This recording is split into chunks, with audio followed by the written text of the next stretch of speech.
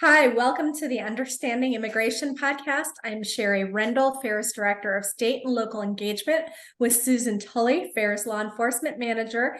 And joining us is special guest Sheriff Mark Lamb.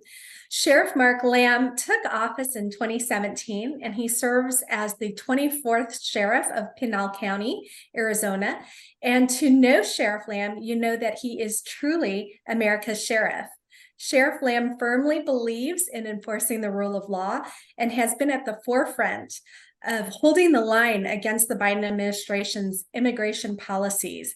He's been a leader fighting to secure our nation's borders, fighting against the cartels and human trafficking, as well as drug trafficking, particularly fentanyl, which has been pouring across this country's southern borders. Welcome, Sheriff. Thank you, Sherry. Thank you, Susan. I'm glad to be on. Two great women right here that do a lot for America and obviously for fighting this immigration crisis we're dealing with here in this country. Well, we're happy to join with you, and it's been a real privilege. Pinal County is not on the border. Will you please tell our listeners where it is and how the border impacts you? Yeah, we're what's called a tier 2 county, which means that we're one county off the border. We belong in the Tucson sector of Border Patrol. So Tucson sector is going to be Cochise County, Santa Cruz County, a small county right on the border where Nogales is, Pima County, and then right above that is Pinal County. Part of it is we have a Native American reservation on the south end of our county that belongs in our county, then Pima County. That reservation actually goes into Mexico. So it's on both sides of the border. And that is where we deal with a lot of issues, especially during like the Trump administration, where they had done a good job of shutting down the ports and the border. We saw a lot more traffic through the desert areas, and that is where we come in. Now, Pinal County becomes the choke point for everybody that's going to Phoenix. So we're getting into a lot of stuff, and I'll just throw this out there, and we can touch on a lot of this later. They estimate that 50% of the drugs that come into America come through Arizona's borders. I would say that about 90% of that probably makes its way through Pinal County at some point, coming up either the I-10 or one of the other highways. To get to Phoenix, they have to make their way through Pinal County. And so we become very important logistically. Border Patrol recognizes that, which is why we're such an integral part of the Tucson sector. And even though we're a tier 2 county, we're treated like a tier 1 county, even though we're not on the border. So I know that's a lot to digest. We can dive into a lot more of that after, but. Well, Sheriff, the July numbers are in. They are 245,286 people, which is a sharp rise, despite the fact that it's the middle of summer. Not only are they higher than July of 2020, but higher than June of 2023. So despite the administration's abuse of using parole and the CBP One app, what have you seen? Have you seen an influx over the past month or so? And what are your deputies encountering? Well, absolutely, we've seen an influx. And you talk about this administration. They purposely did away with Title 42 in May, knowing that June and July would likely be down months, which is historically what happens because of the heat. We see a decrease. But unfortunately, that backfired on them. They played it up for a couple of weeks, and then it just kind of disappeared in the media. The reality is we're seeing more numbers now than what we thought we would see. But the removal of Title 42, even though it's been hot, we're still seeing a real huge influx. We're seeing a lot more people being pushed back through the desert because Title 8 is in place. Here's a quick Title 42 is about health. So if you had COVID or you had scabies or tuberculosis, that Title 42 is designed to stop people, and you can turn them back away really quickly with Title 42. Title 8 is what what Border Patrol uses for immigration. Now, here's the difference. If you get caught under Title 8 and they send you back, you have a 5-year so that you cannot try to come back into this country. And so when you get that, you see a lot more people engaging with the cartels even more to try to be trafficked through the desert areas, especially people from like Mexico or Guatemala that can't claim asylum that easy. They're going to go through and pay the cartels more money to get pushed through the desert The danger of that is we're starting to find more and more people in the deserts that are dying. I think in the month of July, across the southern border was 60 something people that died. 28, I think, were in the Tucson sector. You mentioned the 245,000. The Tucson sector comprised of over 40,000 of those apprehensions. The gotaways, we tend to have between about 10 and 20,000 gotaways a month. And Susan, you nailed, and this will be my last point, you nailed it when you talked about the CBP One app. These numbers are those numbers, and they're not even taking into consideration the people who are abusing or using the CBP One app. So if you took those numbers and threw them on top of the apprehensions and all of the gotaways, those are astronomical numbers for this time of year, historically, especially in a hot July. Thank you, Sheriff. Sheriff, you mentioned that Arizona, unlike other areas of the southern border, they're actually trying to remain undetected. What are you seeing as far as the impacts of car chases? I know you mentioned the number of deaths, but talk to us about car chases and who's coming down to help these individuals and that type of thing. Yeah, and Susan, I had asked that before, how's it's impacting Pinal County? And that is one of the places that it's impacting us, is the vehicle chases. So the cartels, they went from making $500 million a year and under the previous administration, the Trump administration, to now making $13 billion a year. Now, while they may have increased their drug flow into this country, that is primarily that the change in the income, the money they're making, has been off of what we term as bodies. These are the people that they're trafficking into this country. The people that they're encouraging to come and take advantage of our really weak immigration policies under this administration. And so we're just seeing a huge flux of people coming in. And so what we see in Pinal County are the people that are being trafficked that have come across the border. The cartels brought them in. Now the cartels are enlisting teenagers and other Americans or people that live in America. They're paying them $1,000 a body or $1,000 per person to pick them up from counties like mine or Cochise County and drive them into Phoenix. And that's where we come in.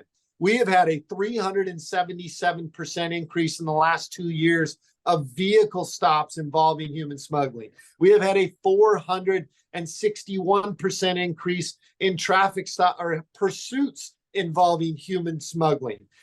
If we were out there, if I had enough resources to apply it every day, we would probably have 1 to 2 pursuits a day right now of people running from us, putting not just their lives at risk, ours and the people on the roadways, but those people that are in their cars that have been that the cartels are paying to be trafficked up to Phoenix. They're also putting those people's lives at risk as well. Not to mention, we've had a 600% increase in fentanyl coming across.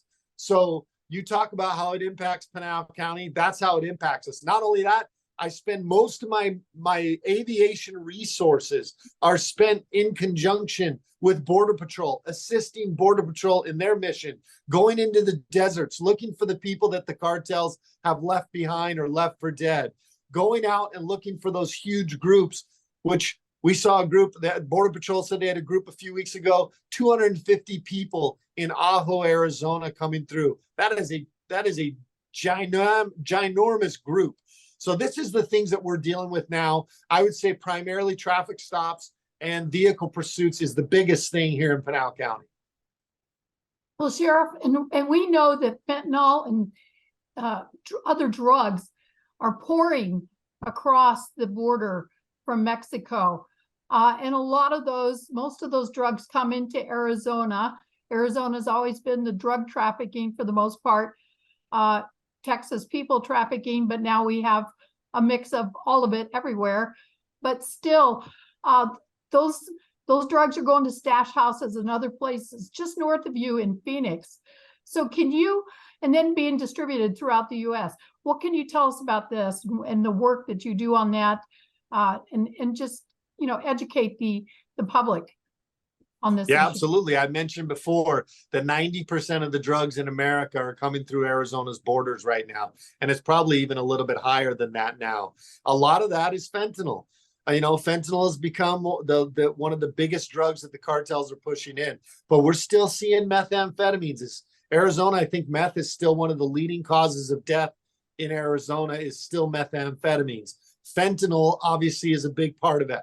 And the cartels are putting fentanyl in all the drugs, whether it's methamphetamine, cocaine, heroin, marijuana. They're putting those drugs in there because they want people to be addicted the first time they use any type of drug.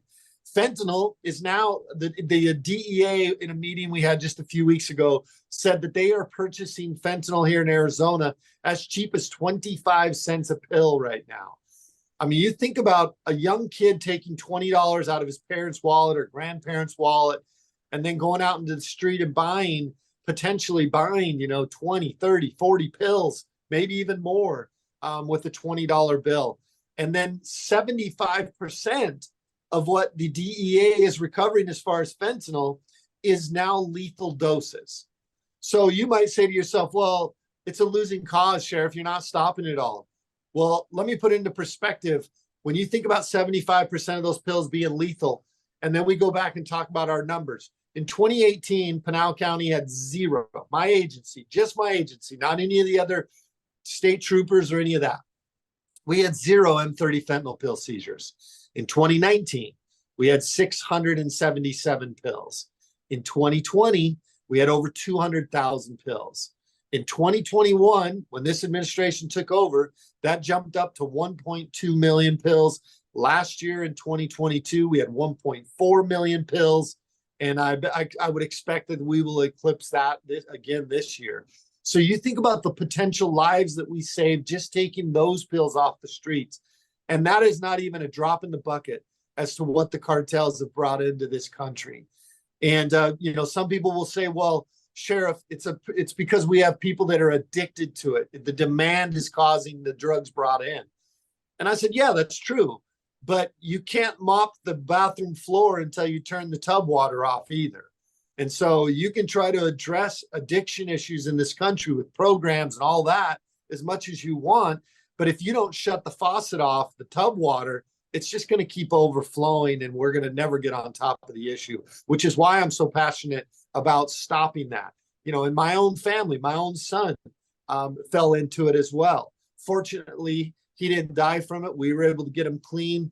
And he's one of the few that was able to make it out of that.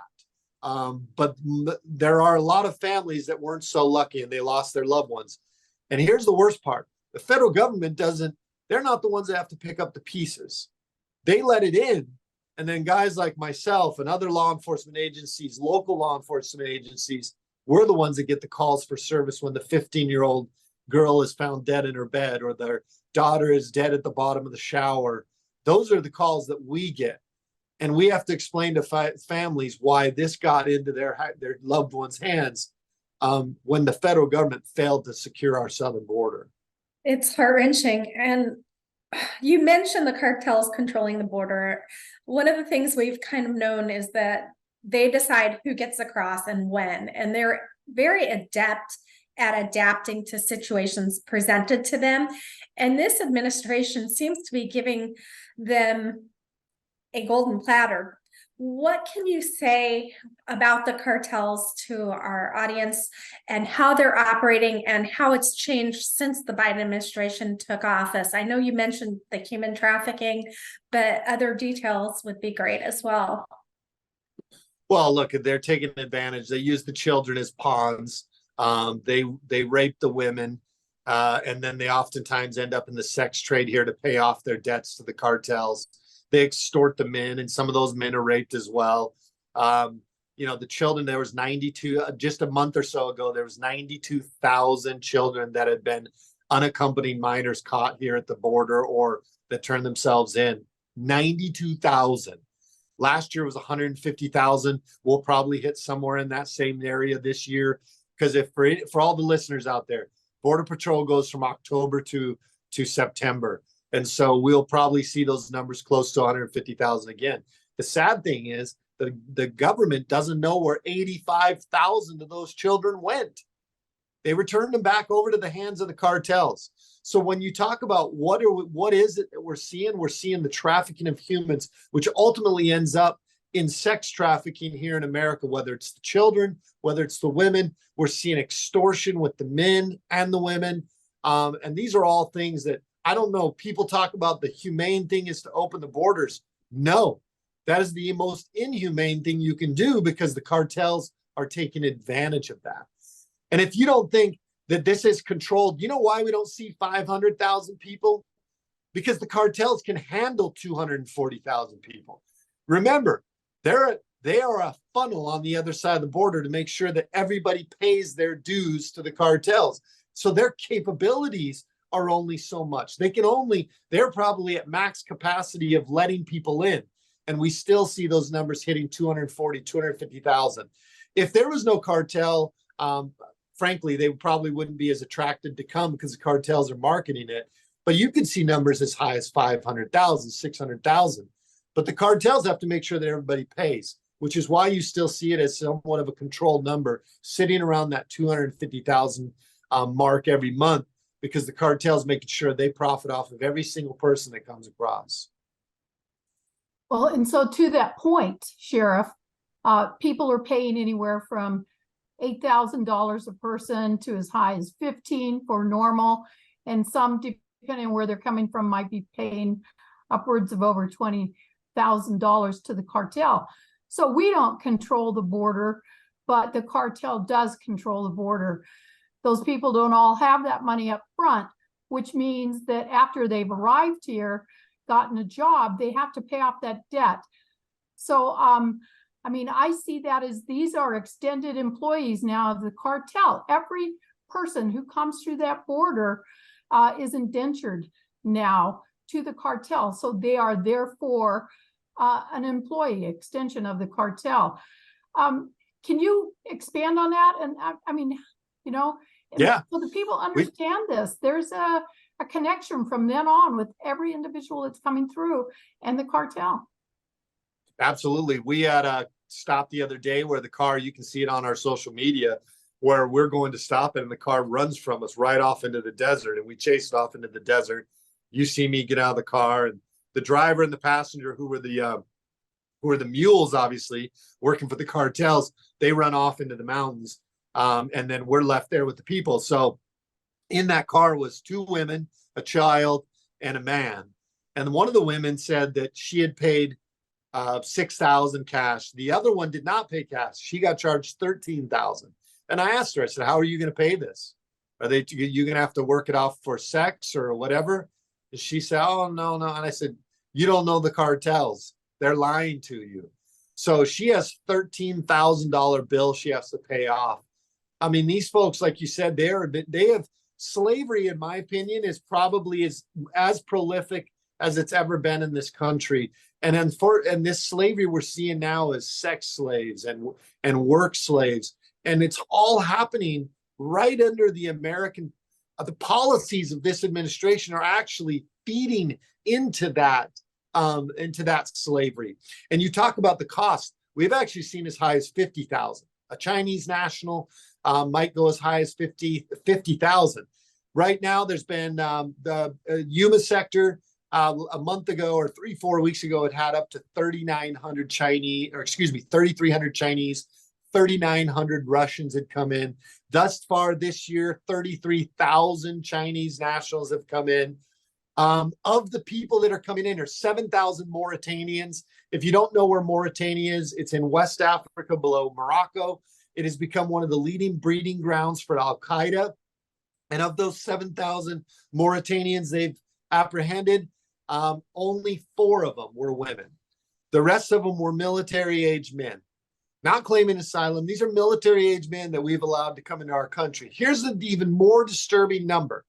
Of all those Mauritanians, Chinese, Russians, and people from special interest countries. Special interest countries are countries that we know as Americans can be dangerous to Americans. They breed terrorism. They don't like America, whatever it is. Of those special interest countries, they are vetting 5% of those numbers. Of all those people coming in, Border Patrol, CBP One app, vetting 5%. So basically, we're allowing all these people to come in unvetted. We don't know who they are. We don't know what kind of intentions they have, what kind of criminals they were in their own country, whether they're terrorists. To me, this is the most concerning thing. This to me is the greatest threat to America. Not what's happening in Ukraine, not what's happening in Taiwan and China. The greatest threat, current present threat to American lives every day is happening at the southern border. Whether it's people coming in here that are criminals or terrorists, or whether the good people are being taken advantage of by the cartels, whether it's the increased sex trade in America, whether it's the children and our loved ones and men and women dying from fentanyl every day, which has become the leading cause of death. This is the greatest threat to American lives every day.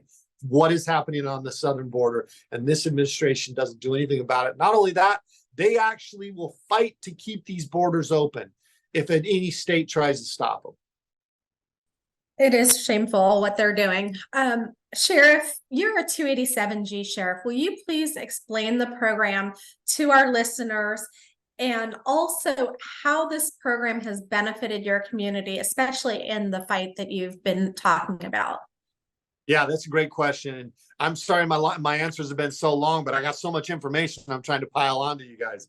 So 287G program is a program where local agencies are able to work with ICE agencies, the ICE agents. Now, there's two types of 287G programs. There's the removal program, which is through the jails and the prisons.